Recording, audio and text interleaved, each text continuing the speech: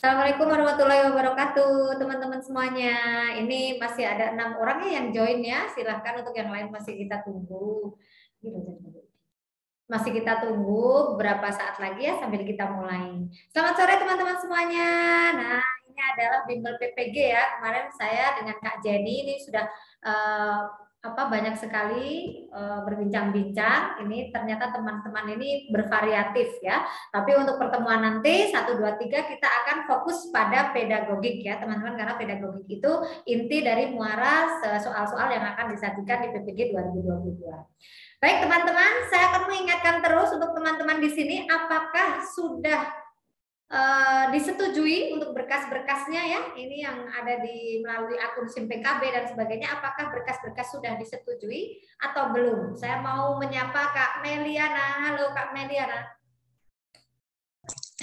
Halo Bu, selamat sore. Selamat sore. Kak Meliana ini jurusan apa dan bagaimana nih, ceritakan. Kemarin sudah kirim berkas juga ya? Ya, betul. Saya kebetulan jurusan Bahasa Indonesia, Ibu. Saya mengajar di SMP Tunas Bangsa di daerah Cakung, Jakarta Timur. Jakarta Timur. Ini Bahasa Indonesia ya, Kak ya? Oke. Ya, betul, Ibu. Untuk Kakak sendiri sudah ini PPG-nya dalam jabatan atau apa, Kak? Ya, Bu. Dalam jabatan ya? Sudah mengajar ya kakaknya ini? Ya, betul sekali. Iya, betul, Bu. Ya, oke. Terus juga sudah diberikan, diunggah berkas-berkasnya dan hasilnya bagaimana, Kak? Disetujui? Next lanjut apa gimana? Next lanjut, Ibu. Oke, alhamdulillah. Berarti tinggal mengikuti pretest ya, Kak ya. Semoga sukses. Ya, betul sekali, Bu. Ya, terima kasih.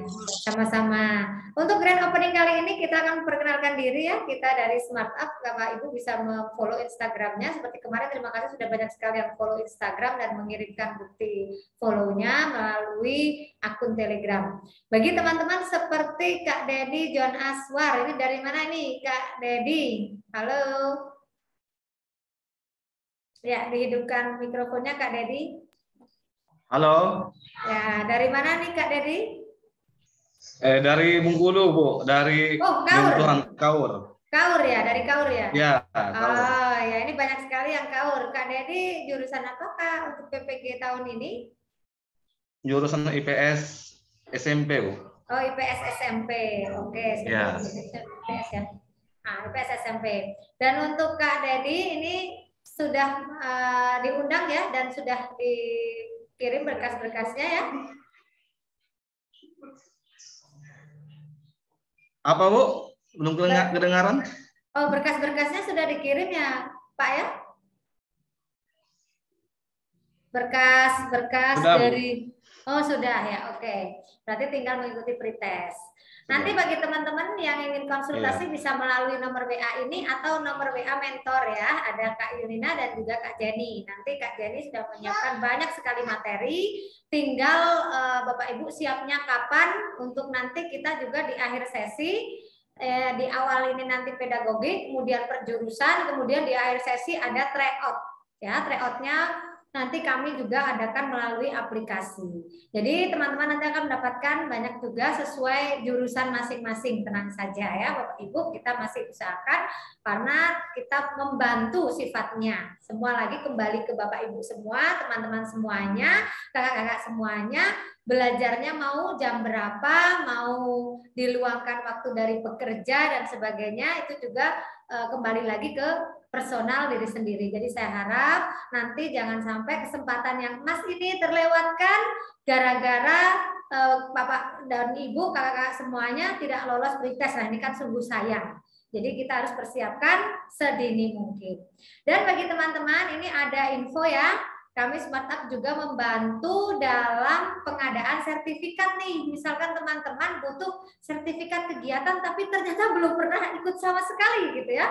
Kami dari Smart Apps ini legal ya, kita menerbitkannya. Teman-teman tinggal nanti request aja mau tahun berapa untuk UKIN biasanya. Sertifikat ini untuk portofolio ini penting sekali teman-teman. Ya, nanti bisa menghubungi nomor saya saja langsung di 082 227 977 086. Nanti by request kita akan berikan berikan ke teman-teman semuanya. Ini mempengaruhi nilai portofolio ya. Nah, untuk hari ini kita akan belajar tentang pedagogik. Pedagogik ini nanti banyak sekali yang dikeluarkan di soal-soal PPG. Bagi teman-teman mungkin yang kemarin UP belum lolos atau ada sesuatu hal, itu mungkin karena kondisi kakak-kakak semua yang kadang bekerja banyak ya, waktu yang tersita dan tidak belajar sama sekali. Nah, untuk Smart Up ini membantu konsultasi juga untuk tugas-tugas. Nah, kayak kemarin nih ada teman yang butuh tugas tentang pembuatan media ya berbasis Android dan sebagainya, langsung menghubungi saya dan kami bantu. Kemudian ada juga yang tugas-tugas yang lainnya bisa menghubungi kami karena nanti teman-teman itu biasanya akan dihadapkan banyak sekali tugas tapi waktunya nggak ada, mepet ya.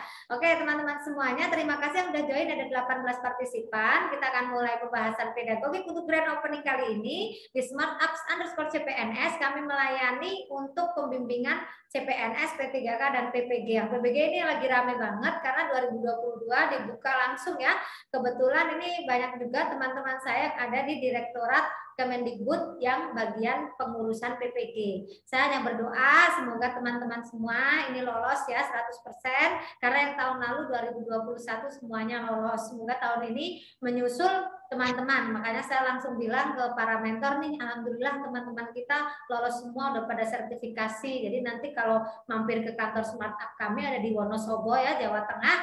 Kakak-kakak kok main ke daerah sini, ke Dieng, dataran tinggi Dieng, atau kok mampir aja ke kami ya, dan kami disapa dan kakak-kakak semua tentunya sudah mendapatkan sertifikat pendidik yang nantinya akan mendapatkan gaji total ya 2 kali lipat dari gaji yang asli. Jadi saya berharap semoga teman-teman benar-benar bisa mengikuti kegiatan ini dengan baik, dan kami sediakan rekaman jika kakak-kakak semua misalkan kok izin atau cuaca yang kurang baik untuk Zoom, kemudian terpental dan sebagainya, tidak apa-apa, nanti kami sediakan rekaman untuk teman-teman semuanya. Rekaman selalu kita berikan setelah Vicon ya, biasa kita unggah dulu, kemudian nanti saya bagikan via WhatsApp grup, baik itu materi ataupun PR. Ini juga nanti akan ada PR ya Bapak Ibu dan kakak-kakak semuanya, akan ada PR dari mentor, mohon untuk dikerjakan. Jika memang dengan sangat kakak-kakak kok sibuk, terus lupa nih mengerjakan, atau memang lagi banyak sekali pikiran ya, pekerjaan dan sebagainya, atau kondisi kurang fit, ini karena lagi banyak sekali ya yang lagi isoman, nanti silahkan untuk teman-teman kerjakan semampunya. Nanti mentor juga akan membahasnya via video conference. Misalkan kok teman-teman merasa kurang nyaman, kurang enak badan dan sebagainya, tinggal membaca kunci jawaban begitu. Jadi nanti bisa untuk belajar. Kalau ingin mengasah kemampuan diri gimana Kak Yunina? Ya udah dikerjain aja dulu. Setelah dikerjain nanti bisa lihat kunci jawaban dan penjelasan dari mentor. Kakak-kakak juga bisa menggunakan fasilitas kolom chat ya. Di sini ada kolom chat. Kakak-kakak bisa juga tombol reaction untuk memberikan reaksi. Jika mau bertanya bisa raise hand. Jika sudah selesai bisa lower hand. Kemudian untuk kolom chat ini bisa untuk ngetik apapun pertanyaan. Misalkan, mohon maaf nih, ibu-ibu kan biasanya anak-anak lagi tidur atau misalkan sedang nggak nyaman kalau videonya dihidupin gitu ya, nggak masalah ya. Kemudian bisa nulis soalnya atau pertanyaannya di kolom chat. Misalkan saking gentingnya kondisinya lagi nggak memungkinkan untuk membuka video, tidak masalah. Tapi jika ingin berkenalan dan bersua via live, bertanya secara langsung, bisa hidupkan mikrofon. Oke kakak-kakak, mungkin dari penjelasan awal untuk grand opening ini yang bisa saya sampaikan. Kami juga memberikan fasilitas untuk teman-teman yang membutuhkan jasa akun Zoom ya. Kami menyediakan ada Zoom Edu, ada Zoom Pro untuk katanya nih kepada Bapak Ibu guru lagi mau kembali ke PJJ lagi secara online. Jadi kami ada akun Zoom Edu, sekali bayar bisa digunakan sampai 6 bulan. Jadi Bapak Ibu nanti kami juga berikan kwitansi dan notanya jika mau diganti oleh sekolah. Misalkan Bapak Ibu butuh, ada berapa orang di dalam sekolah Bapak Ibu, ada 12 orang atau berapa, nanti kami ada potongan khusus diskon untuk pembelian banyak. Jadi ada akun Zoom yang seperti ini, fiturnya sedang saya pakai ini Pro ya Bapak Ibu, ini saya bisa menjadikan diri saya host, bisa menjadikan keadilan misalnya jadi co-host, Kak Adi jadi co-host dan sebagainya. Silakan bisa menghubungi kami di nomor 082 227 977 086. Baik, untuk selanjutnya teman-teman kita kita akan mulai langsung ke materi. Bagi teman-teman yang mohon maaf dalam keadaan santai, rileks, tiduran, lebih baik dimatikan saja videonya karena ini kan banyak mata yang melihat ya. Jadi kalau memang sedang tidak sesuai atau kurang gimana gitulah ya, itu silakan untuk dimatikan saja videonya. Kakak-kakak bisa mematikan videonya, nanti kalau ada sesi tanya jawab bisa menghidupkan kembali, boleh. Misalkan sedang makan atau sedang apa, dimatikan aja videonya, nggak apa-apa, biar nanti teman yang lain tidak terganggu dalam pembelajaran. Soal kompetensi pedagogik di sini sudah kami sediakan yang banyak sekali, nanti kita akan berlatih melalui kolom chat. Di sini saya ditemani oleh mentor saya yang luar biasa dengan kesibukannya, tetapi beliau masih bisa menyempatkan untuk berbagi dengan kita semua. Ini adalah Kak Jenny Ramandani. Beliau expert sekali di matematika dan juga bidang studi yang lain, karena tak kalah pentingnya adalah selalu belajar. Dengan belajar kita pasti akan bisa. Oke, Bapak Ibu, di sini untuk semua fitur yang ada di Zoom, alangkah baiknya mungkin untuk di-keep dulu ya. Nanti kalau mentor memberitahu untuk mengisi di kolom chat, Bapak Ibu bisa nulis di kolom chat. Atau misalkan mentor bertanya via live, kakak semua bisa menghidupkan mikrofon. Oke, terima kasih untuk semuanya ya. Kita akan mulai. Dan mohon untuk tidak mencoret-coret layar dan bisa fokus. Ini saya kenalkan dulu, ada Kak Jenny Ramandani yang akan mengisi untuk materi kompetensi pedagogik ya. Tak lain banyak sekali nih, kita sudah ada banyak sekali materi, nanti kita bagikan ke teman-teman semuanya. Ada teori belajar dan sebagainya. Kak Jenny udah siap untuk memberikan materi, semoga bermanfaat dan good luck buat teman-teman semuanya.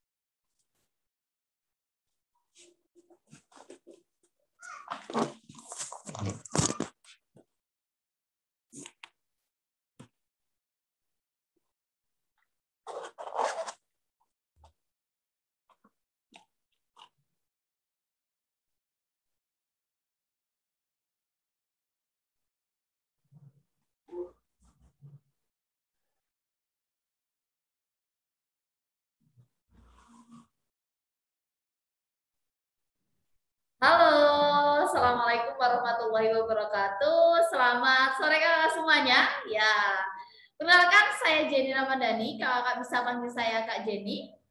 Oke, hari ini saya akan langsung membahas terkait pedagogik ya, sesuai janji, yaitu nanti kita akan membahas terkait kompetensi pedagogik ini selama 3 kali pertemuan.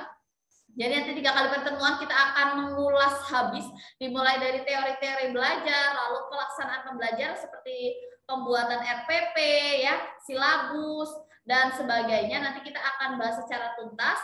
Jadi hari ini saya akan membahas terkait kompetensi pedagogik khusus pada teori-teori belajar. Nanti akan dilanjutkan dengan memberikan PR.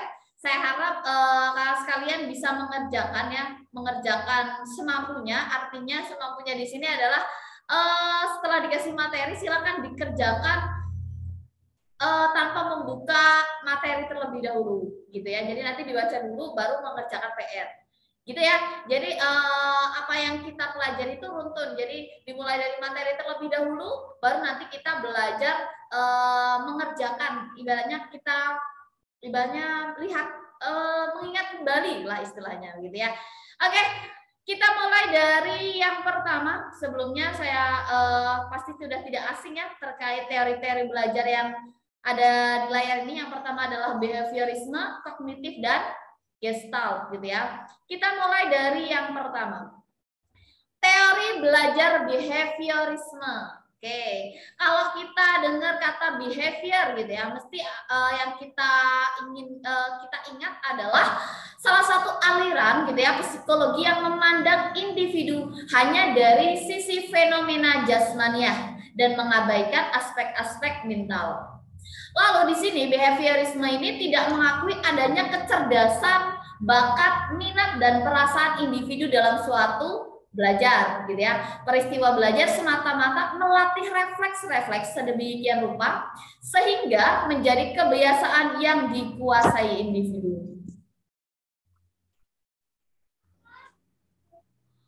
Oke, apa suara saya terdengar jelas? Terdengar ya? Oke, kita lanjutkan. Yang kedua adalah terkait connection gitu ya, menurut Thorndike. Nah, di sini dari kalau Thorndike ini dia melakukan eksperimen terhadap kucing. Nanti kita lihat perbedaan-perbedaannya. Nah, ini menghasilkan beberapa hukum. Yang pertama adalah law of effect, yang artinya bahwa jika sebuah respon menghasilkan efek yang memuaskan, maka hubungan stimulus respon akan semakin kuat. Jelas sekali ya, kita ingat ya, kalau behaviorisme itu berkaitan dengan stimulus dan respon. Salah satunya adalah tentang connection ya, menurut Thorndike ya. Yang kedua adalah law of readiness gitu ya. Artinya bahwa kesiapan mengacu pada asumsi bahwa kepuasan organisme itu berasal dari pendayagunaan suatu pengantar gitu ya. Di mana unit-unit ini menimbulkan kecenderungan mendorong organisme untuk berbuat atau tidak berbuat sesuatu. Yang ketiga ada law exercise. Di sini artinya bahwa suatu hubungan antara stimulus dan respon, ini kata kunci dari behaviorisme ya, akan semakin bertambah erat jika sering dilatih dan akan semakin berkurang apabila jarang atau tidak dilatih. Ini judulnya aja exercise gitu ya, latihan. Yang kedua yaitu classical cognitioning gitu ya, menurut Ivan Pavlov. Dia juga penganut behaviorisme ya. Kalau tadi connection gitu ya, menurut Thorndike ini terhadap kucing. Kalau Pavlov jelas ya, ini terhadap seekor anjing. Penelitiannya terhadap seekor anjing. Dia menghasilkan hukum-hukum belajar. Yang pertama adalah law of response conditioning, di mana hukum pembiasaan yang dituntut, gitu ya. Jika dua macam stimulus dihadirkan secara simultan, gitu ya, yang salah satunya berfungsi sebagai reinforcer, maka refleks dan stimulus lainnya akan meningkat. Yang kedua ada law response extension. Oke, coba kita cek dulu ya suaranya. Oke, apakah suara saya sudah jelas? Mungkin kalau putus-putus itu sebenarnya jelas, tapi sinyalnya ya. Oke, kita lanjut gitu ya. Yang kedua di sini adalah hukum pemusnahan yang dituntut. Jika refleks yang sudah diperkuat melalui responden conditioning itu didatangkan kembali tanpa menghadirkan reinforcer gitu ya, maka kekuatan akan menurun. Diingat ya. Jadi kalau misalkan connection itu ada 3 ya, law of effect, law of readiness gitu ya, dan law of exercise. Kalau misalkan classical conditioning itu menurutnya Pavlov itu dibagi cuma 2. Responden conditioning dan responden excite gitu ya, ini namanya juga pemusnahan gitu ya. Lalu yang selanjutnya adalah operant conditioning menurut Skinner. Kalau menurut Skinner itu adalah dia melakukan penelitian terhadap tikus dan selanjutnya terhadap burung merpati. Nah, ini menghasilkan beberapa hukum gitu ya, hukum belajar, di antaranya adalah law of operant conditioning, yaitu jika timbulnya gitu ya perilaku diiringi dengan stimulus penguat, maka kekuatan perilaku tersebut akan meningkat. Sedangkan kalau law of operant extension, yaitu jika timbulnya perilaku operan telah diperkuat melalui proses conditioning, itu tidak diiringi stimulus penguat. Jadi kalau diiringi stimulus penguat, maka kekuatan perilaku akan meningkat. Tapi kalau misalnya tidak diiringi, ya jelas gitu ya, kekuatan perilaku tersebut akan menurun bahkan musnah. Oke. Lanjut kita ke social learning menurut Albert Bandura gitu. Nah, ini jelas sekali ya, diingat saja. Bandura itu seorang peneliti yang mengatakan bahwa belajar itu bisa melalui contoh gitu ya. Mencontoh bukan berarti mencontek. Kita baca bersama gitu ya, kita bahas bersama. Bandura memandang perilaku individu tidak semata-mata refleks atau otomatis atas stimulus, melainkan juga akibat reaksi yang timbul sebagai hasil interaksi antara lingkungan dengan skema kognitif itu sendiri. Di sini prinsip dasar belajar menurut teori ini bahwa perilaku gitu ya, ini dipelajari individu terutama dalam belajar sosial, moral, telah terjadi peniruan atau imitation gitu ya, imitasi, penyajian contoh perilaku atau modeling. Nah, teori ini juga memandang pentingnya conditioning. Nah, melalui pemberian reward dan punishment gitu ya, seseorang individu akan berpikir dan memutuskan perilaku sosial mana yang perlu dilakukan. Nah, di sini kalau Bandura ini lebih terkenal dengan ini nih, peniruan, meniru, mencontoh gitu ya. Tapi mencontoh bukan artinya mencontek. Gitu. Lalu selanjutnya adalah teori belajar kognitif menurut Piaget, gitu ya. Sudah tidak asing lagi ya. Di sini Piaget merupakan salah satu tokoh yang disebut sebagai pelopor aliran konstruktivisme. Salah satu sumbangan pemikirannya yang banyak digunakan gitu ya sebagai rujukan untuk memahami perkembangan kognitif. Nah, di sini menurut Piaget ada perkembangan kognitif individu itu dibagi menjadi 4 tahap. Jangan sampai ketukar sama yang lain ya. Ada lagi ya. Kalau Piaget ini ada 4. Yang pertama ada sensori motor, pre-operasional, konkret operasional, dan formal operasional. Di sini pemikiran lain Piaget ini tentang proses konstruksi pengetahuan individu, yaitu tentang asimilasi dan akomodasi. Oke, mungkin kita bahas sekalian ya.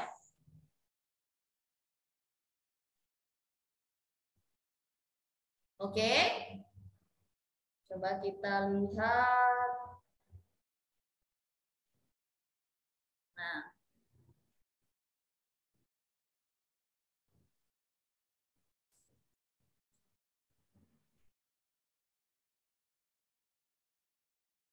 oke, nanti juga kita akan share rangkuman di sini. Nanti bisa dilihat ya teori-teori belajar. Jadi ini kalau tadi itu kan secara apa ya, secara singkatnya. Kalau di sini sudah kita bagikan juga tentang teori-teori belajar. Oke. Nah di sini bisa kita lihat bersama. Kita ingat ya. Kalau aliran behaviorisme kita tadi dibagi menjadi 4 ya. Yang pertama adalah oleh Pavlov. Tadi oleh apa kalau Pavlov? Anjing ya. Lalu Thorndike gitu ya. Lalu di sini ada operan Skinner.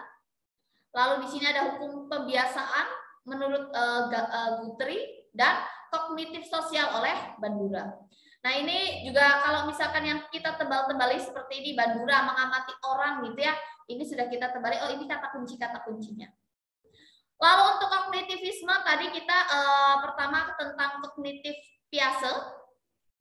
Jadi tadi sudah jelas ya ada tahapannya itu tentang periode sensori motor gitu ya, yaitu usianya 0 sampai 2 tahun. Ya. Kalau pre-operasional gitu ya 2 sampai 7 tahun.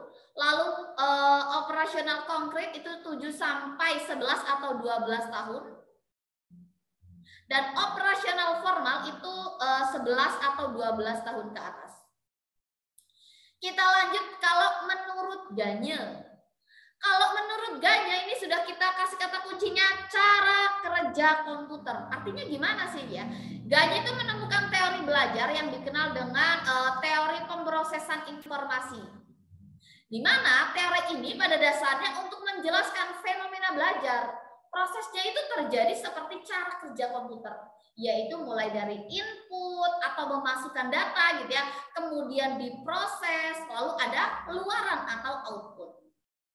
Nah, materi itu dibuat mudah diingat atau kalau kita ingat ya jembatan keledai gitu ya, dan diulang-ulang.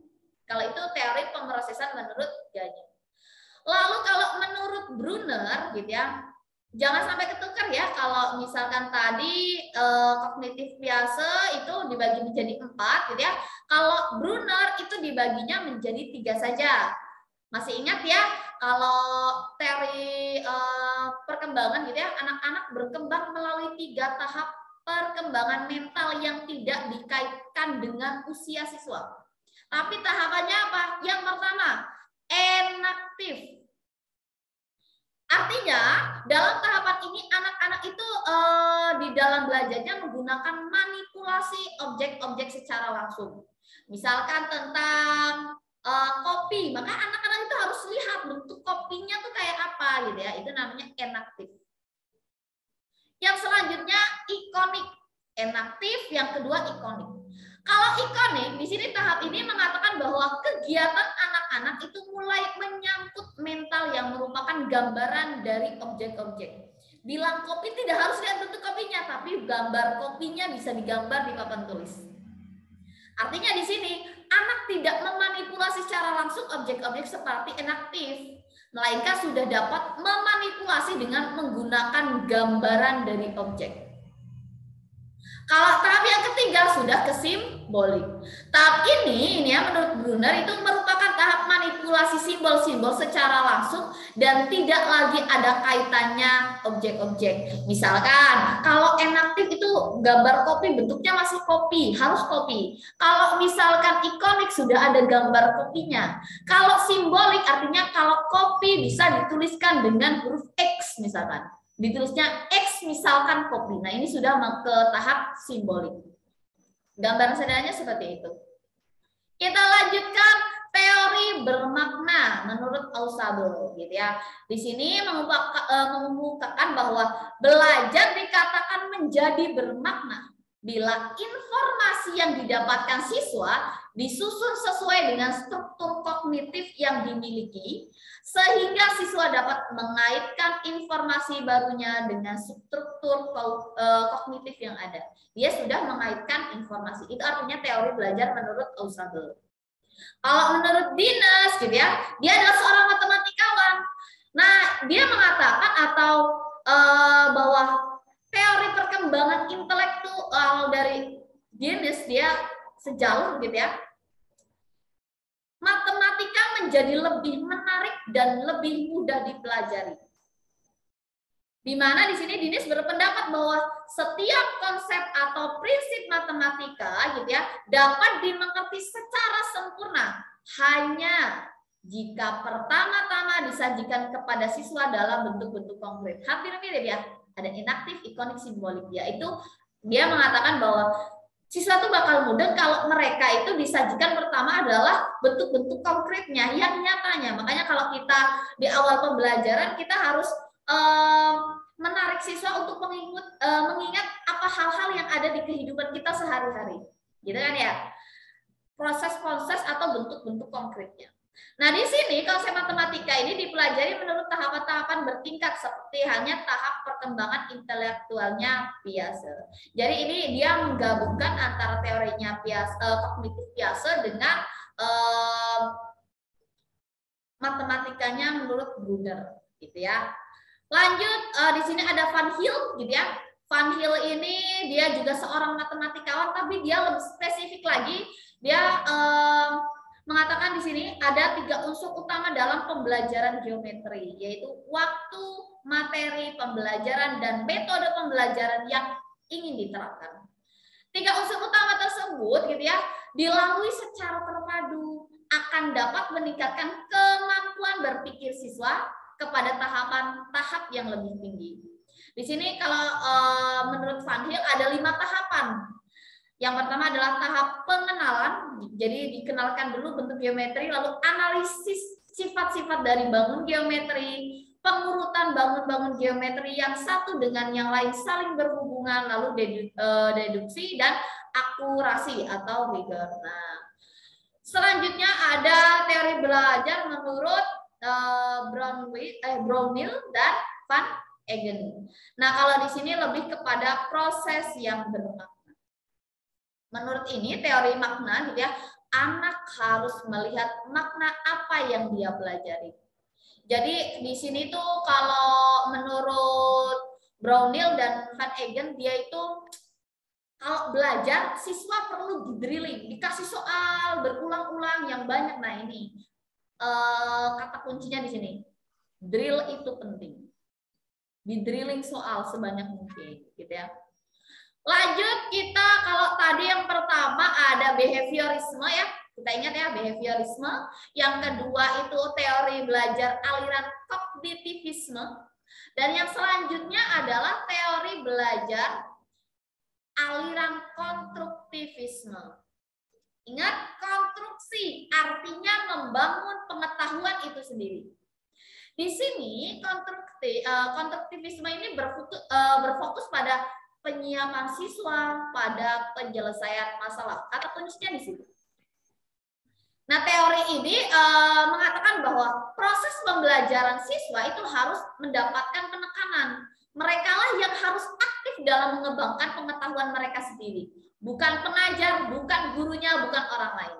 Jadi yang harus mengkonstruksi pengetahuan adalah mereka atau siswanya itu sendiri. Yang pertama adalah konsep belajar konstruktivisme menurut Jean Piaget. Kalau tadi kan ada, saya sudah sedikit menyinggung terkait proses asimilasi dan akomodasi. Apa sih proses asimilasi, gitu ya? Kalau proses asimilasi ini mengatakan bahwa proses mendapatkan informasi dan pengalaman baru yang langsung menyatu dengan struktur mental yang sudah dimiliki seseorang.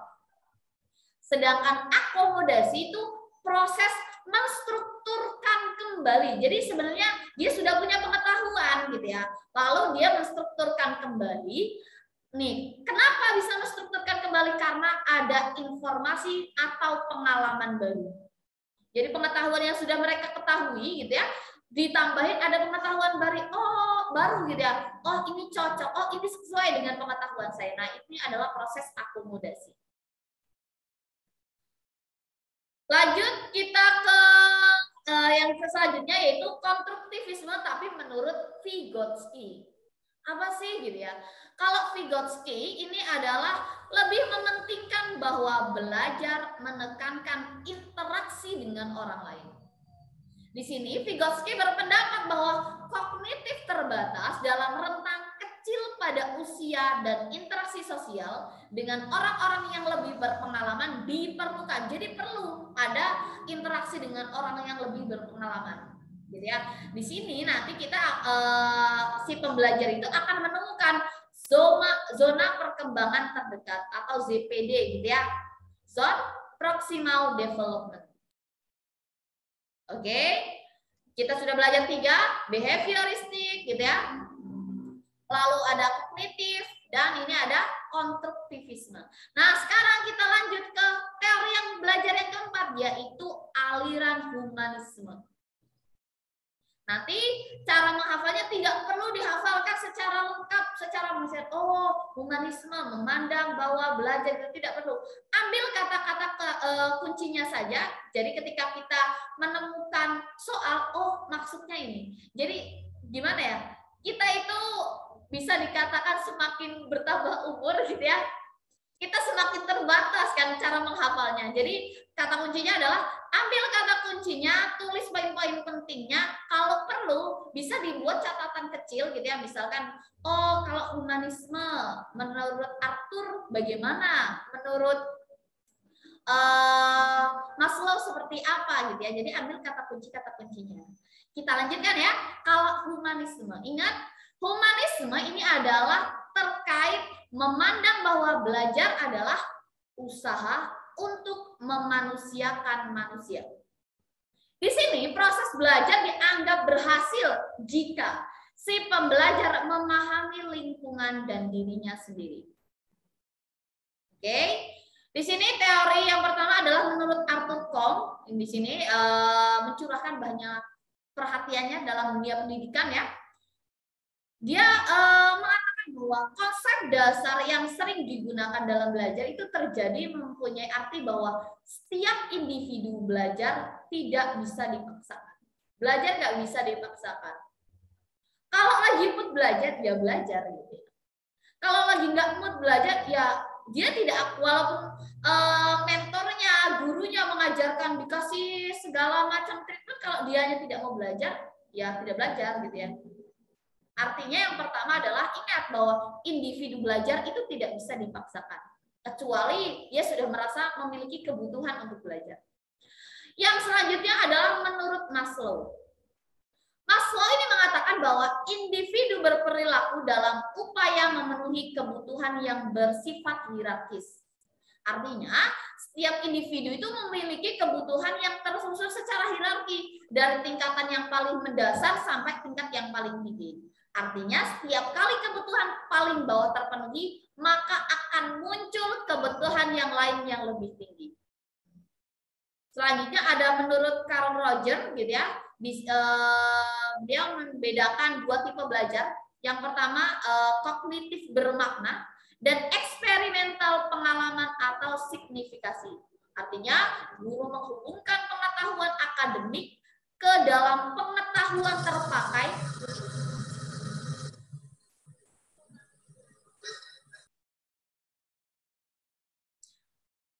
di mana di sini terpakai. Nah, saya ulangi, guru menghubungkan pengetahuan akademik yang ke dalam pengetahuan terpakai seperti mempelajari mesin dengan tujuan untuk memperbaiki mobil.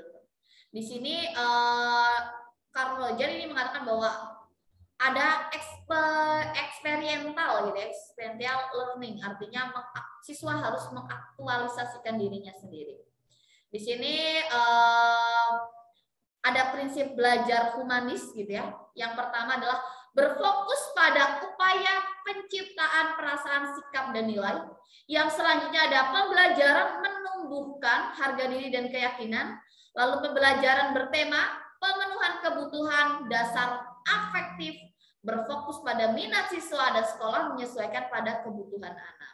Sekarang ya sedang digalakan bahwa sekolah harus menyesuaikan dengan kebutuhan anak, tidak dipatok dengan harus mengejar materi ini gitu ya. Di sini gimana guru atau sekolah gitu ya menyesuaikan dengan kebutuhan anak.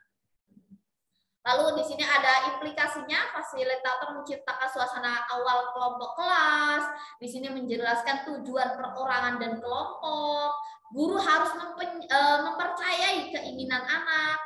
Guru harus menyiapkan kebutuhan anak, gitu ya. Guru menempatkan diri sebagai sumber juga, gitu ya.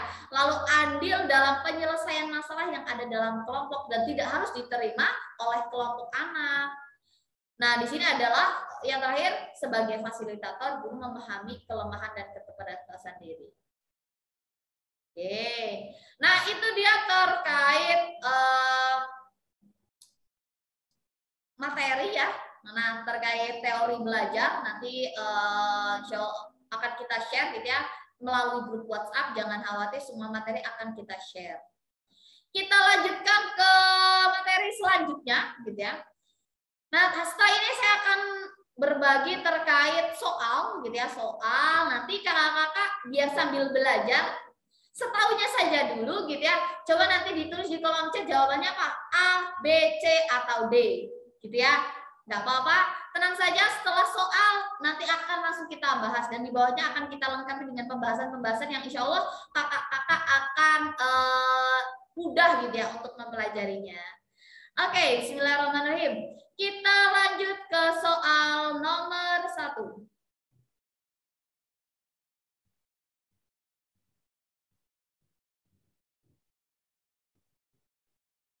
Oke, sambil saya bacakan yang sudah memiliki jawaban boleh ditulis di kolom chat.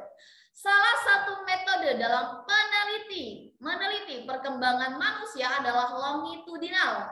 Metode longitudinal yaitu, boleh ditulis di kolom chat jawabannya A, B, C, D atau E.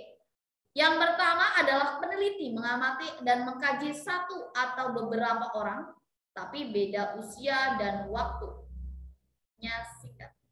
Yang kedua, mengamati satu atau beberapa orang, gitu ya, usianya sama, gitu ya, waktunya singkat. Oke, apakah sama usianya dalam waktu yang lama atau usianya beda usia, di sini ada yang sama usia, ada yang beda usia gitu ya, waktunya lama. Apakah sama karakter dalam waktu yang lama?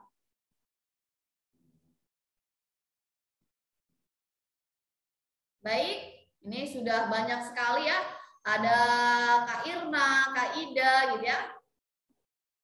Oke.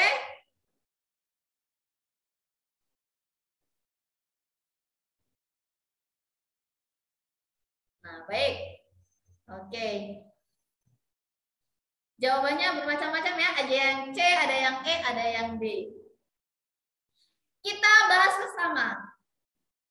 Nah, yang paling tepat adalah yang C. Wah, sudah banyak yang benar ya, Kak Frida ini ya. Lalu Kak Ermelinda gitu ya. Yang belum, tidak apa-apa. Kita bahas bersama.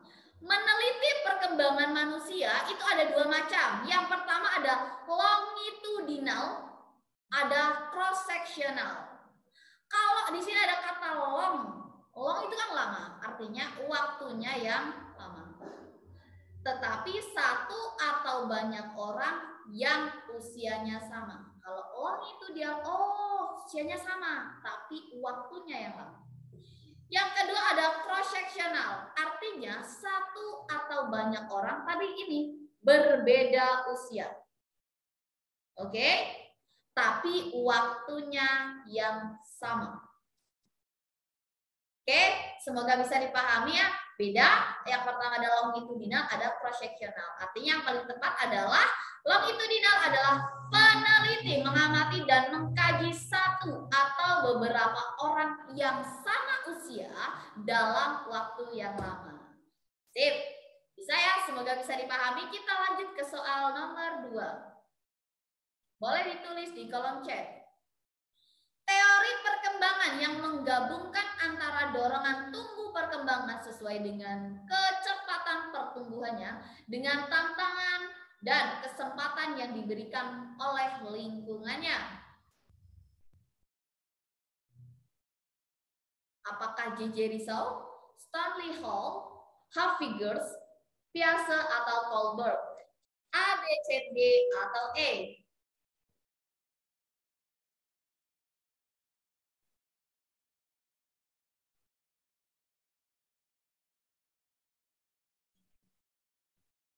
Oke, sudah ada yang mulai menjawab?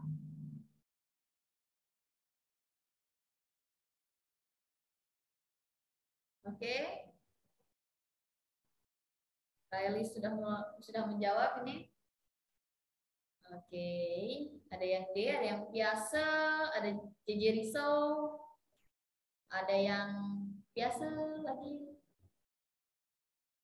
Oke. Baik. Oke. Oke. Tepat sekali, jawabannya adalah Hafiger yang C ya. Kok bisa Kak gitu ya? Ya bisa ya. Oke, kita pelajari bersama. Kita sudah berikan kata kuncinya. Beberapa teori perkembangan. Kalau menurut J.J. Rousseau, kalau ada dengar, J.J. Rousseau itu tentang apa sih gitu ya? J.J. Rousseau itu tentang pendorong pembelajaran discovery. Sedangkan Stanley Hall itu adalah perintis kajian ilmiah tentang siklus hidup. Baik, kalau Hafiger, ini ada kata kuncinya, menggabungkan antara dorongan tubuh atau perkembangan sesuai dengan kecepatan pertumbuhannya dengan tantangan dan kesempatan yang diberikan oleh lingkungannya. Kalau Piaget tadi kan sudah dibahas ya. Kalau Piaget itu lebih kepada aspek perkembangan kognitif. Gitu ya. Kalau Kohlberg itu tentang kognitif moral. Pokoknya kalau ingat aja, kognitif moral. Berarti Kohlberg gitu ya. Kalau ada kata-kata perkembangan kognitif, berarti Piaget. Kalau misalkan belajar discovery, berarti J.J. Rousseau. Gitu ya. Bisa lebih mudah ya, insya Allah ya, bismillah. Kita lanjutkan ke soal selanjutnya. Kemampuan yang dimiliki oleh anak pada tahap sensori motorik Piaget. Nah, yaitu, ayo kalau tadi kita kan sudah bahas ya, sensori motorik biasa tuh usia berapa sampai berapa sih? Nah, ini bisa membantu untuk menjawab apakah jawabannya A, B, C, D, atau E. Boleh ditulis di kolom chat.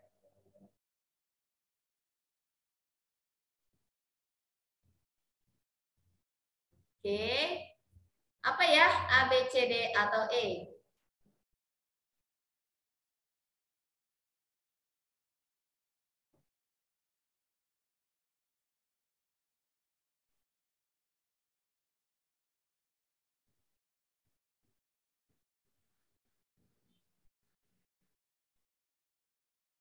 Baik, ada yang sudah menjawab?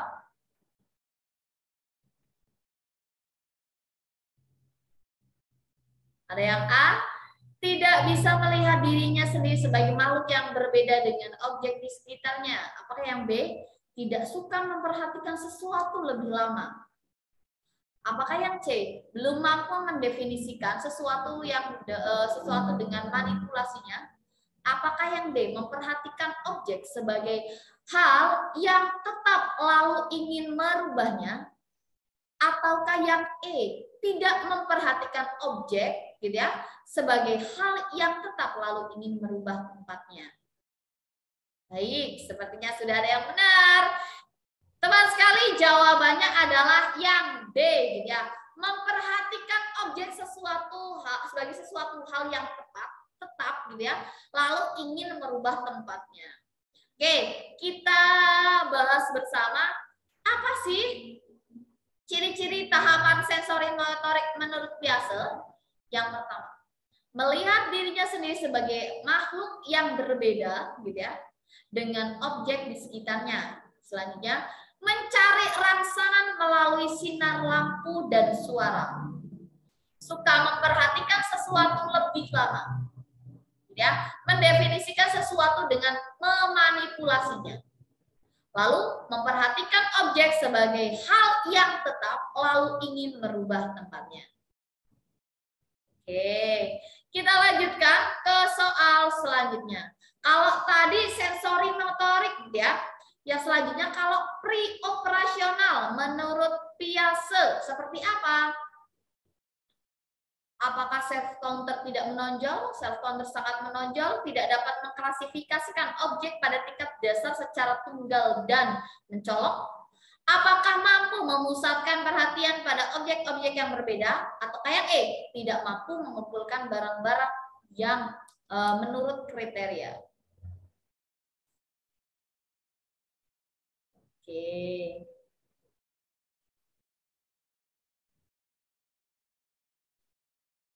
Yang mana? A, B, C, D, atau E?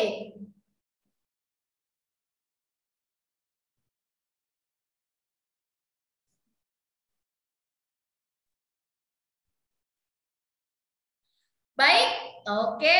Sudah ada yang menjawab ya, benar. Jawabannya adalah yang B ya. Self counter sangat menonjol. Wih, keren. Oke, teman sekali ya.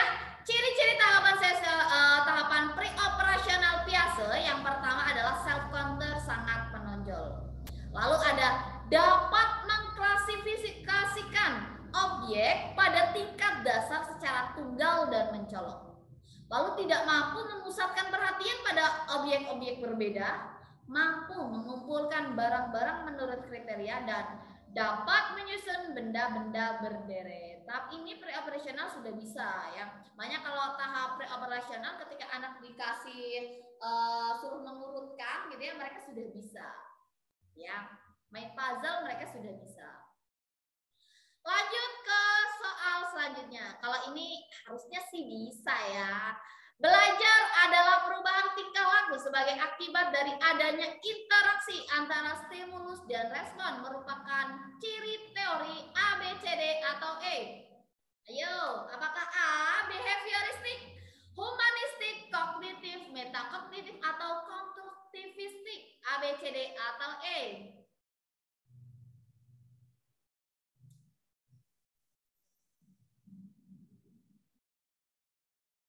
Ayo. Sip, mantap, benar semua ini ya. Alhamdulillah. Benar ya, ini adalah behavioristik. Berarti sudah cukup memahami nih ya. Ingat, saya ulang kembali, kalau teori-teori belajar gitu ya, takutnya nanti kan metakognitif apa gitu ya. Nah, kita bahas dulu ya. Behavioristik yang pertama adalah belajar adalah perubahan tingkah laku sebagai akibat dari adanya interaksi antara stimulus dan respon. Betul tadi jawabannya yang A. Yang kedua humanistik gitu ya.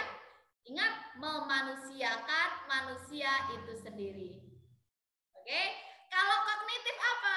Menekankan pada perhatian terhadap tahapan perkembangan anak. Makanya tadi ada tahapan-tahapannya ya kalau kognitif biasa ya.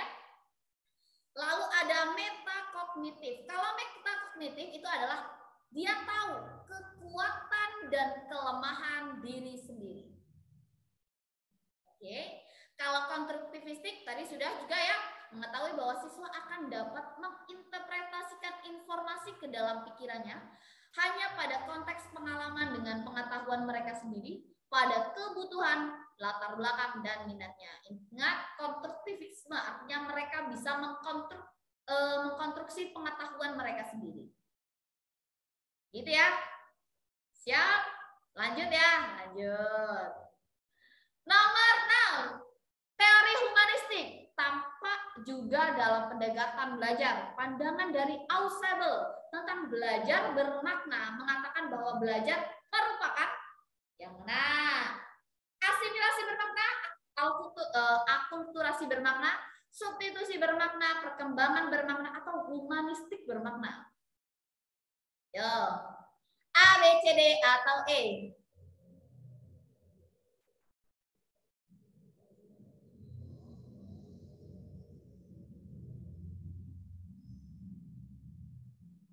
Ausable. Baik. Iya, mantap. Oke, kita lihat jawaban yang paling tepat adalah betul, asimilasi bermakna. Kayaknya udah benar semua ya. Udah ya, udahan aja ya. Enggak ya. Oke, teman sekali jawabannya adalah yang A, asimilasi bermakna. Kita bahas lebih dalam lagi. Menurut teori humanistik, tampak juga pendekatan belajar pandangan dari Ausable tentang belajar bermakna. Apa sih artinya Kak gitu ya? Belajar merupakan asimilasi bermakna. Artinya materi yang dipelajari diasimilasikan dan dihubungkan dengan pengetahuan yang dimiliki sebelumnya. Faktor motivasi dan pengalaman emosional sangat penting dalam peristiwa belajar. Sebab tanpa adanya motivasi dan keinginan dari pihak si belajar, tidak ada proses asimilasi pengetahuan baru ke dalam struktur kognitif yang sudah dimilikinya. Baik ya, lanjut ya. Oke. Nomor 7, boleh ditulis di kolom chat. Pada pandangan David Ackold, ahli penganut aliran humanistik gitu ya, terdapat belajar menjadi 4 tahapan.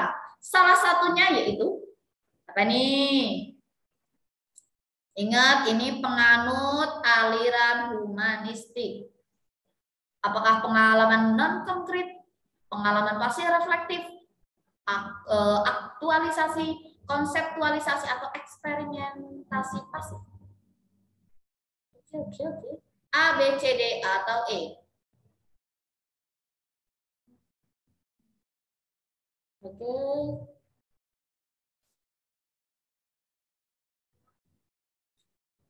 Baik. Ayo. Oke, ada yang sudah menjawab?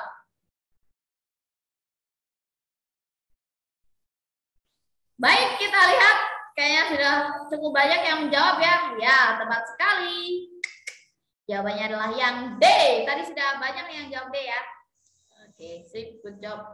Diingat, kalau menurut David Ackold, ahli humanistik, beliau mengatakan bahwa pada tahapan ini, 4 tahapan. Yang pertama adalah, diingat, tahap pengalaman konkret. Diingat, yang kedua, tahap pengamatan aktif dan reflektif. Yang ketiga, tahap konseptualisasi. Dan terakhir adalah tahap eksperimentasi pasif. Jadi yang paling benar adalah B ya, tahap konseptualisasi. Sip, saya yakin pasti bisa. Nanti kalau ada soal lagi, tahap belajar menurut versi David ada 4, apa aja? Pengalaman konkret, pengamatan aktif dan reflektif, tahap konseptualisasi, dan eksperimentasi pasif. Sip. Lanjut ke soal selanjutnya. Pandangan jargon Habermas terhadap belajar membagi tipe belajar menjadi 3. Salah satunya yaitu, menurut Habermas, A, B, C, D, atau E. Tadi kita sudah bahas Habermas belum sih? Kayaknya belum ya. Nggak apa-apa. Pilih salah satu, boleh teknis, stagnan, aktivis, teoritis, atau aktif. Oke, Kak Ida sudah mulai menjawab. Yang lain boleh diikuti. Oke.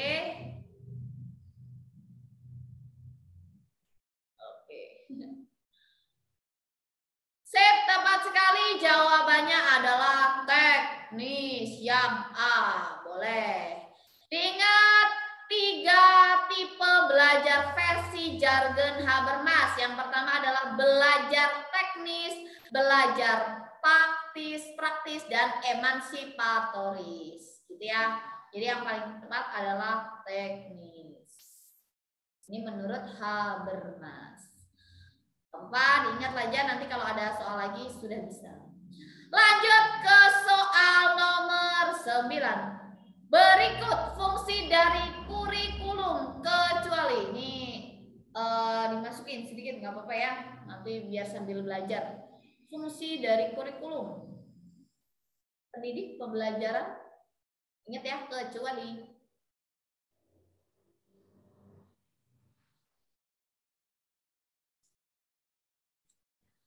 Oke. Fungsi dari kurikulum, oke, tepat ya. Jawabannya adalah kecuali pembelajaran. Betul. B. Tadi ada yang benar. Wah, Kak Ermelinda. Sudah benar. Good. Fungsi kurikulum harus kita ingat ada 4. Yang pertama adalah pendidikan, suplementasi, eksplorasi, dan keahlian. Pembelajaran tidak masuk ke dalam fungsi kurikulum. Yo, sip. Lanjut ke soal selanjutnya. Berdasarkan Permendikbud nomor 13 tahun 2014, pembelajaran dengan pendekatan saintifik, gitu ya, terdapat 5 langkah kegiatan belajar. Berikut ini yang termasuk langkah kegiatan belajar adalah pembelajaran pendekatan saintifik. Ini nggak apa-apa sedikit kita bahas.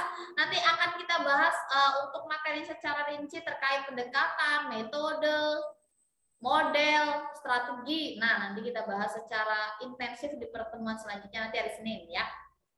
Oke. Baik sekali, tepat ya.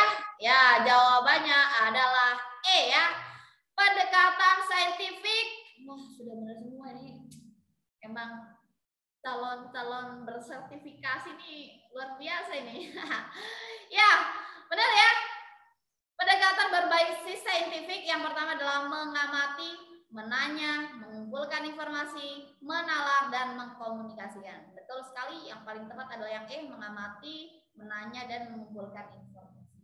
Good. Lanjut ke soal selanjutnya. Salah satu tujuan pembelajaran dengan pendekatan saintifik apa nih? Apakah meningkatkan kemampuan religius, membentuk kemampuan peserta didik dalam menyelesaikan masalah proyek, membentuk kemampuan peserta didik dalam menyelesaikan masalah secara sistematik, meningkatkan kolaborasi peserta didik khususnya pembelajaran bersifat kelompok, atau mengembangkan dan meningkatkan keterampilan peserta didik dalam menyelesaikan proyek. Yang mana? Wow, sudah kompak sekali jawabnya. Baik, tepat sekali jawabannya adalah C ya. Membentuk kemampuan peserta didik dalam menyelesaikan masalah secara sistematik. Ingat saja, tujuan pembelajaran pendekatan saintifik yang pertama adalah meningkatkan kemampuan intelektual, membentuk kemampuan peserta didik dalam menyelesaikan masalah secara sistematik, memperoleh hasil belajar yang tinggi, melatih peserta didik dalam mengkomunikasikan ide-ide dan mengembangkan karakter peserta didik. Lanjut. Berikut ini salah satu langkah dalam pembelajaran berbasis inquiry. Masih ingat kemarin? Kecuali.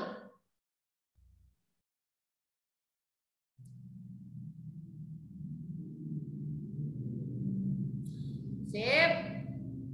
Betul sekali, jawabannya adalah D yang menjawab pertanyaan. Karena langkah-langkah dalam pembelajaran berbasis inquiry yang pertama adalah merumuskan pertanyaan, merencanakan, lalu mengumpulkan dan menganalisis data, menarik kesimpulan dan aplikasi dan tindak lanjut. Jadi menjawab pertanyaan ini bukan termasuk ke dalam pembelajaran berbasis inquiry. Lanjut. Media pembelajaran dapat memenuhi 3 fungsi utama. Yang pertama memotivasi, menyajikan informasi, dan memberikan instruksi, merupakan istilah yang dikemukakan oleh Newby, Hamalik, Kem, dan Dayton, atau Heinig, atau Gagne.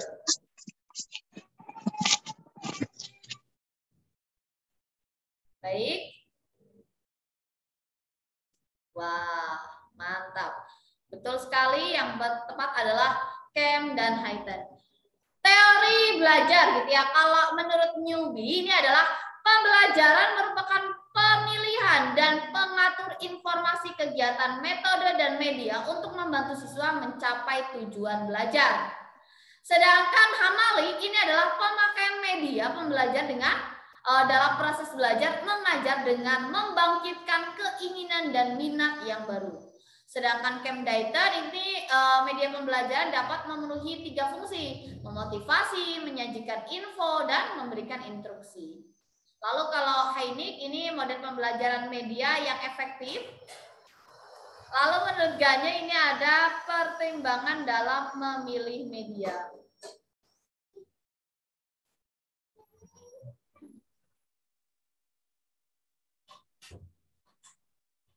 Lanjut ke soal nomor 14 ya. Kalau ini berarti menurut siapa nih? Pertimbangan dalam memilih media merupakan pokok bahasan yang dikemukakan oleh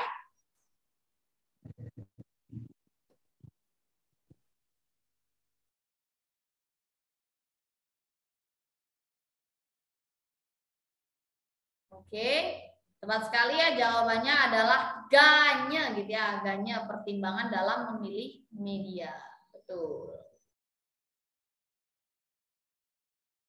Menggunakan materi dan media merupakan istilah Azure gitu ya, yaitu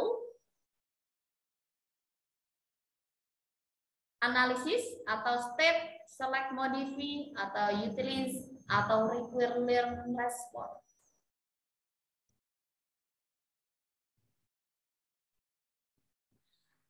Oke, tepat sekali ya, jawabannya adalah utilize gitu ya, yang D ya, utilize. Azure gitu ya. Yang pertama adalah analis gitu, learn karakteristik gitu ya. Di sini adalah menganalisis karakteristik. Ini ada kata kuncinya analis karakteristik. Kalau step objektif artinya merumuskan tujuan pembelajaran. Kalau select modify artinya jelas sekali memilih, memodifikasi atau merancang, dan desain materials artinya mengembangkan materi dan media. Utilize material artinya menggunakan materi dan media. Kalau require learning response meminta tanggapan, dan evaluate atau mengevaluasi proses belajar. Lanjut ke soal selanjutnya. Gini ya, masih dengan media pembelajaran gitu ya.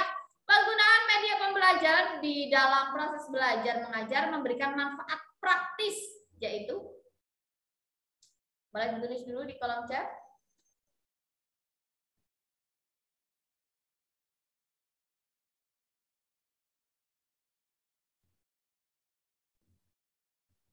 manfaat praktis.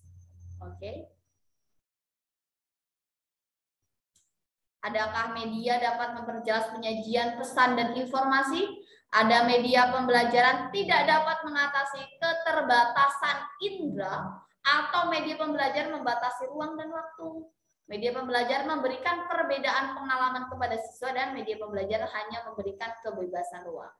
Baik, tepat sekali jawabannya adalah yang A ya, manfaat praktis dari media pembelajaran itu ada 4. Yang pertama, memperjelas penyajian pesan dan informasi, lalu mengarahkan dan meningkatkan perhatian anak, mengatasi keterbatasan indera, ruang, dan waktu, dan memberikan kesamaan pengalaman kepada siswa. Dalam memilih media, menurut Gajah dan kawan-kawan menyarankan perlu mempertimbangkan hal berikut, tapi kecuali yang apa? A, B, C, D, atau E?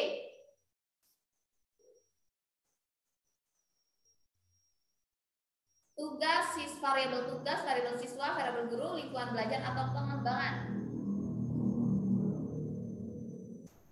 Oke, tepat sekali jawabannya adalah variabel guru. Menurut Ganya, ini ada hal-hal yang perlu diperhatikan dalam memilih media. Yang pertama ada variabel tugas, variabel siswa, lingkungan belajar, pengembangan, gitu ya. Lingkungan pengembangan, ekonomi dan budaya, dan faktor-faktor praktis. Di sini ada hal-hal yang perlu diperhatikan guru dalam menggunakan media pembelajaran, kecuali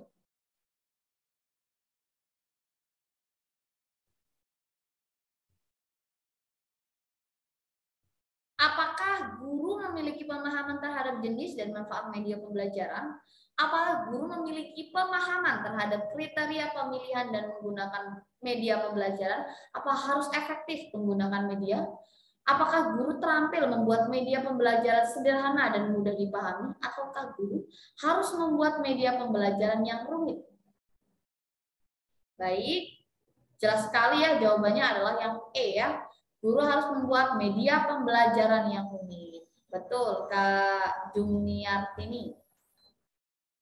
Betul ya, hal-hal yang perlu diperhatikan justru memiliki manfaat, gitu ya, memiliki pemahaman terhadap kriteria dan memilih media pembelajaran efektif dalam menggunakan media, dan terampil membuat media sederhana tetapi mudah dipahami. Lanjut, salah satu contoh proses pengawasan pada proses pembelajaran, kecuali pemantauan, supervisi, penelitian, pelaporan, atau tindak lanjut. Oke, tepat sekali. Yang tepat adalah yang C, penelitian. Jadi kalau pengawasan gitu ya, proses pembelajaran itu dibagi dua, ada kegiatan, ada prinsip. Kalau kegiatannya itu biasanya ada pemantauan, supervisi, evaluasi, pelaporan gitu ya, tindak lanjut secara berkala dan berkelanjutan. Sedangkan secara prinsip itu ada objektif dan transparan tentunya. Lalu penilaian hasil belajar oleh pendidik adalah proses pengumpulan data informasi tentang capaian pembelajaran peserta didik. Hal ini tercantum dalam Kemendikbud tahun berapa ya?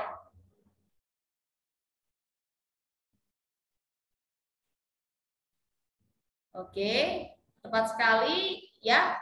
Yang A ya, nomor 53 tahun 2015.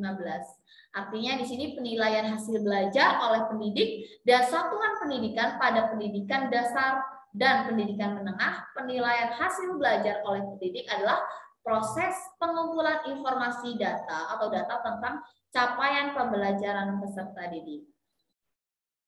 Nomor 21, menentukan keberhasilan belajar peserta didik pada KD tertentu akhir suatu semester, 1 tahun pembelajaran atau masa pendidikan di satuan pendidikan merupakan penilaian hasil belajar oleh pendidik berdasarkan fungsi.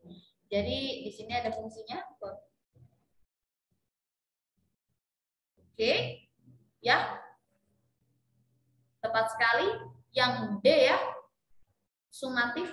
Penilaian hasil belajar itu berdasarkan fungsinya dibagi dua, ada formatif, ada sumatif. Kalau formatif itu memperbaiki kekurangan hasil belajar, sedangkan sumatif itu menentukan hasil atau keberhasilan dari belajar. Sepertinya sudah banyak yang paham ya.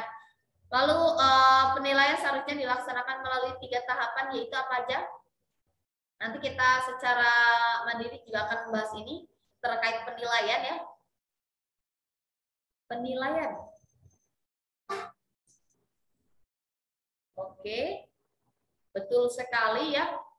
Jadi yang pertama adalah assessment of learning, assessment for learning, dan assessment as learning. Kalau of learning itu adalah penilaian akhir pembelajaran. Kalau for learning itu untuk pembelajaran. Kalau as learning adalah sebagai pembelajaran. Betul. Lanjut, kita agar penilaian valid harus dilakukan berdasarkan data, gitu ya, yang mencerminkan kemampuan yang diukur. Hal ini merupakan prinsip penilaian. Kita juga harus tahu prinsip-prinsip penilaian. Kalau kita bilang prinsip doang, kita jelas harus sahih, objektif, terbuka, sistematis, dan akuntabel. Tapi yang ditanyakan di sini adalah harus valid, gitu ya. Data berarti apa? Oke, tepat sekali, sahih ya. Ingat sekarang prinsip-prinsip penilaian yang pertama adalah sahih. Sahih artinya berdasarkan data. Kalau objektif ini artinya tidak dipengaruhi oleh subjektivitas. Oh, dia anaknya teman saya gitu ya. Oh, dia anaknya kepala sekolah. Nah, itu sudah subjektif gitu ya. Nah, kalau yang prinsip penilaian kita harus tahu harus objektif. Lalu adil, artinya tidak menguntungkan atau merugikan peserta didik. Lalu terpadu, yaitu ketercapaian kompetensi. Terbuka, bisa dilihat, misalkan muridnya nilainya 80, terus ada orang tua, kok nilai saya namanya 100, seharusnya kan 115 gitu ya. Nah, bisa dilihat nggak hasil-hasil nilainya gitu ya, boleh. Nah, artinya ketika guru memberikan, oh ini nilai ulangannya segini gitu ya, terlampau cerdas misalkan, nah hasilnya segini gitu ya. Nah ini artinya dia bisa diberikan gitu ya, dapat diketahui oleh siapapun. Lalu menyeluruh dan berkesinambungan artinya mencakup semua aspek. Sistematis artinya terencana dan bertahap. Beracuan kriteria artinya harus berkompeten gitu ya, kompeten, dan akuntabel atau bisa dipertanggungjawabkan. Nilainya dari mana? Anak saya nggak pernah ikut ulangan, kok ada nilainya misalnya. Gitu ya, ini artinya akuntabel, dapat dipertanggungjawabkan. Lanjut terkait model penelitian tindak kelas menurut Kurt Lewin, yaitu apa aja nih? PTK ini biasanya sering banget disuruh bikin PTK ya. Kalau menurut Kurt Lewin, model penelitian tindakan kelas itu apa aja? Jelas harus ada planning. Selanjutnya apa ya?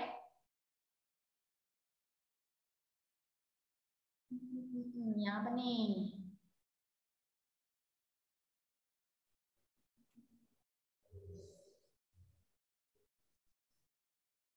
Baik, tepat sekali, yaitu yang tepat adalah yang C, planning, acting, observing, dan reflecting.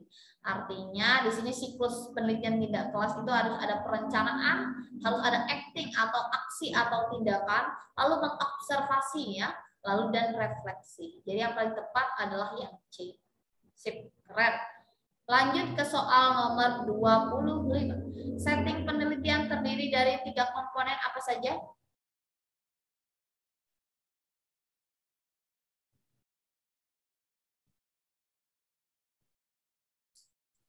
Baik. Tepat sekali ya jawabannya ya. Ya, betul. Jawabannya adalah yang C, tempat, waktu, dan subjek. Setting penelitian harus melalui 3 tahapan ini. Oke, baiklah. Itu dia materi hari ini terkait pedagogik yang pertama. Kakak-kakak sekalian, gitu ya, nanti materi akan kita share semuanya melalui grup WhatsApp. Silakan nanti bisa dipelajari.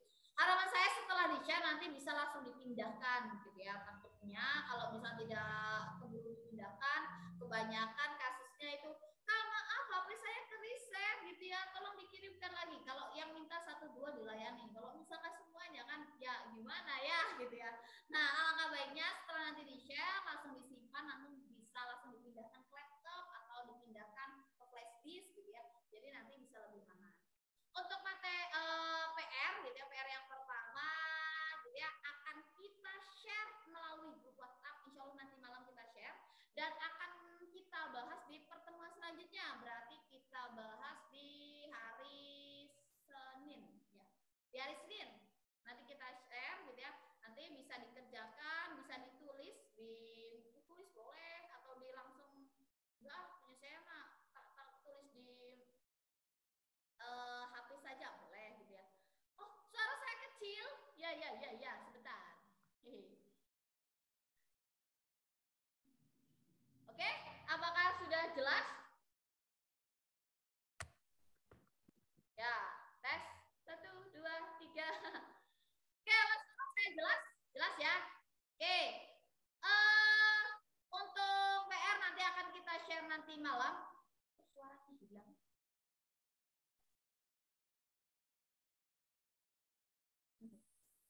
Oke, sip, mantap lah. Oke, untuk PR nanti akan kita share nanti malam. Kok suaranya hilang mana? Oke, halo, tes 1, 2, 3.